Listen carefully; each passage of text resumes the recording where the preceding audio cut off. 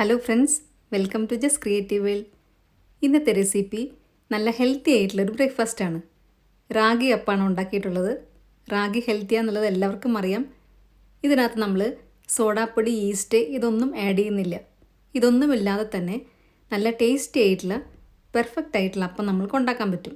ഇത് കൂടുതൽ ഹെൽത്തി ആക്കാൻ വേണ്ടിയിട്ടാണ് ഈസ്റ്റും സോഡാപ്പൊടിയൊന്നും ആഡ് ചെയ്യാത്തത്. ഇതിനകത്ത് നമ്മൾ യൂസ് ചെയ്യുന്നത് റാഗി പൊടിയാണ്. കടയിൽ നിന്നൊക്കെ വാങ്ങിക്കാൻ കിട്ടുന്ന സാധാരണ റാഗിപ്പൊടിയാണ് യൂസ് ചെയ്തിട്ടുള്ളത്.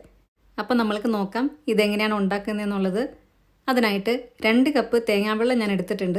അതിനകത്തേക്ക് 1 ടേബിൾ സ്പൂൺ പഞ്ചസാരയും കൂടി ഇട്ട് ഒന്ന് കലക്കി വെക്കുന്നുണ്ട്. ഇതൊന്ന് പുളിപ്പിക്കാൻ വേണ്ടിയിട്ടാണ് ഇങ്ങനെ ചെയ്യുന്നത്. 8 മണിക്കൂറോ അല്ലെങ്കിൽ 10 മണിക്കൂറോ വെക്കാം. 8 മണിക്കൂർ വെച്ചാലും ഇത് പുളിച്ച് കിട്ടും. ഇനി മിക്സിയുടെ ഒരു വലിയ ജാറെടുത്ത് അതിനകത്തേക്ക് ആദ്യമേ തന്നെ നമ്മൾ പുളിപ്പിച്ച തേങ്ങാവെള്ളമാണ് ഒഴിച്ചു കൊടുക്കുന്നത്. ഫസ്റ്റ് തന്നെ റാഗിപ്പൊടി ഇട്ട് കൊടുത്തു കഴിഞ്ഞാൽ മിക്സിയുടെ അടിയിലൊക്കെ ഒട്ടിപ്പിടിക്കാൻ ചാൻസ് ഉണ്ട്. അതുകൊണ്ടാണ് തേങ്ങാവെള്ളം ഒഴിച്ചു കൊടുത്തിട്ടുള്ളത്. ഇനി വേണ്ടത് 1 ടേബിൾ സ്പൂൺ പഞ്ചസാരയാണ്.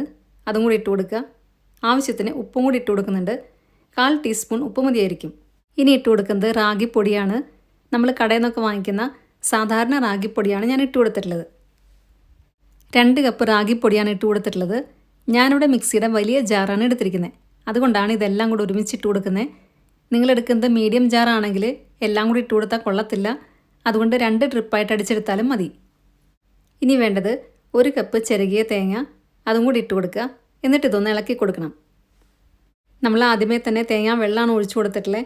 അതുകൊണ്ട് ഇത് ശരിക്കൊന്ന് മിക്സ് ആവാൻ വേണ്ടിയിട്ടാണ് ഒന്ന് ഇളക്കി കൊടുക്കുന്നത്. ആവശ്യമാണെങ്കിൽ കുറച്ചും കൂടെ വെള്ളം ഒഴിച്ചു കൊടുക്കാം. ഇനി വേണ്ടത് ചോറാണ്. 3/4 കപ്പ് ചോറാണ് ഞാൻ ഇട്ട് കൊടുക്കുന്നത്.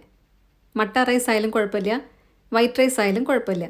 ഞാനിവിടെ വൈറ്റ് റൈസാണ് ഇട്ട് കൊടുത്തിട്ടുള്ളത്. നമ്മൾ അരച്ചെടുക്കുന്ന മാവ് ഒരുപാട് തിക്കായിട്ടിരിക്കാൻ പാടില്ല. അതുകൊണ്ട് ആവശ്യമാണെങ്കിൽ കുറച്ചും കൂടെ വെള്ളം ഒഴിച്ചു കൊടുക്കുക. ഞാനിവിടെ കുറച്ചും കൂടെ വെള്ളം ഒഴിച്ചു കൊടുത്തിട്ടുണ്ട്. ഇനി ഇത് നല്ല പേസ്റ്റ് രൂപത്തിൽ തന്നെ അരച്ചെടുക്കുക.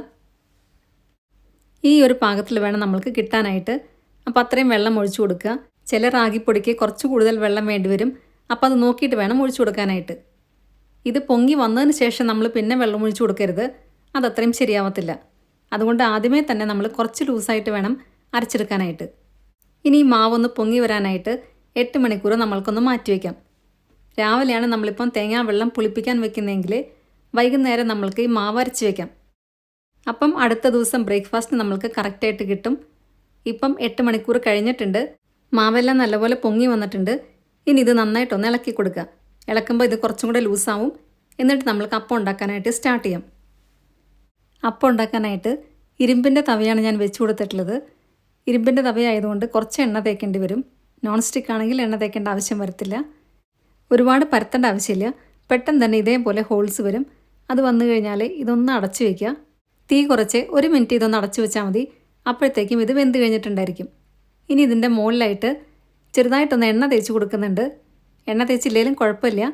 എണ്ണ തേച്ച് കഴിഞ്ഞാൽ കുറച്ചും കൂടി ടേസ്റ്റ് ആയിരിക്കും കഴിക്കാനായിട്ട്. ഇപ്പം നമ്മളുടെ അപ്പം റെഡിയായി കഴിഞ്ഞു. ഞാനിതൊന്ന് മറിച്ചിട്ട് കാണിക്കുന്നുണ്ട്. 2 സൈഡും കാണാൻ വേണ്ടിയിട്ടാണ് മറിച്ചിടുന്നത്. മറിച്ചിട്ടില്ലെങ്കിലും കുഴപ്പമില്ല. കാരണം നമ്മളിത് മൂടി വെച്ചതുകൊണ്ട് ഇതിൻ്റെ മോൾ ഭാഗം കൂടെ വെന്ത് കാണും. നല്ല സോഫ്റ്റ് ആൻഡ് ഹെൽത്തി ആയിട്ടുള്ളൊരു അപ്പം കൂടിയാണിത്. കാരണം നമ്മൾ ഈസ്റ്റും സോഡാപ്പൊടിയും ഇതിനകത്ത് യൂസ് ചെയ്യുന്നില്ല. ഇപ്പം 2 സൈഡും കാണുമ്പോൾ മനസ്സിലാവും നല്ല പെർഫെക്റ്റ് ആയിട്ട് തന്നെ നമ്മൾക്ക് കിട്ടിയിട്ടുണ്ട്. ഇതേപോലെ തന്നെ എല്ലാ അപ്പവും ഉണ്ടാക്കിയെടുക്കുക. 2 കപ്പ് റാഗിപ്പൊടി കൊണ്ട് ഏകദേശം 12 അപ്പം വരെ ഉണ്ടാക്കാൻ പറ്റും. അപ്പത്തിൻ്റെ വലിപ്പം അനുസരിച്ച് ചിലപ്പോൾ ഇത് അങ്ങോട്ടോ ഇങ്ങോട്ടോ ചെറിയൊരു ചേഞ്ചസ് വരും. അപ്പം എല്ലാവർക്കും ഇന്നത്തെ വീഡിയോ ഇഷ്ടമായി എന്ന് വിചാരിക്കുന്നു. എല്ലാവരും ഒന്ന് ട്രൈ ചെയ്ത് നോക്കുക. തടി കുറയ്ക്കാൻ ആഗ്രഹിക്കുന്നവർക്കും ഷുഗർ ഉള്ളവർക്കും ഇത് യൂസ്ഫുൾ ആയിരിക്കും. കുട്ടികൾക്കാണെങ്കിലും റാഗി കൊടുക്കുന്നത് ഒത്തിരി ഹെൽത്തിയാണ്. അപ്പം വീഡിയോ ഇഷ്ടമായിട്ടുണ്ടെങ്കിൽ നിങ്ങളുടെ ഫ്രണ്ട്സിനും റിലേറ്റീവ്സിനൊക്കെ ഷെയർ ചെയ്യുക. സബ്സ്ക്രൈബും കൂടെ ചെയ്യാൻ മറക്കരുത്. അതിൻ്റെ സൈഡിലുള്ള ബെല്ലൈക്കണിൽ ഓൾ എന്നുള്ള ഓപ്ഷൻ കൂടെ ക്ലിക്ക് ചെയ്യുക. അപ്പം നെക്സ്റ്റ് ടൈം ഞാൻ വീഡിയോ ഇടുമ്പോൾ പെട്ടെന്ന് തന്നെ നിങ്ങൾക്ക് നോട്ടിഫിക്കേഷൻ വരുന്നതായിരിക്കും. നിങ്ങളുടെ ഫീഡ്ബാക്സ് എല്ലാം കമൻസിലൂടെ അറിയിക്കാൻ മറക്കരുത്. നല്ലൊരു വീഡിയോ ആയിട്ട് വീണ്ടും കാണാം. Thank you.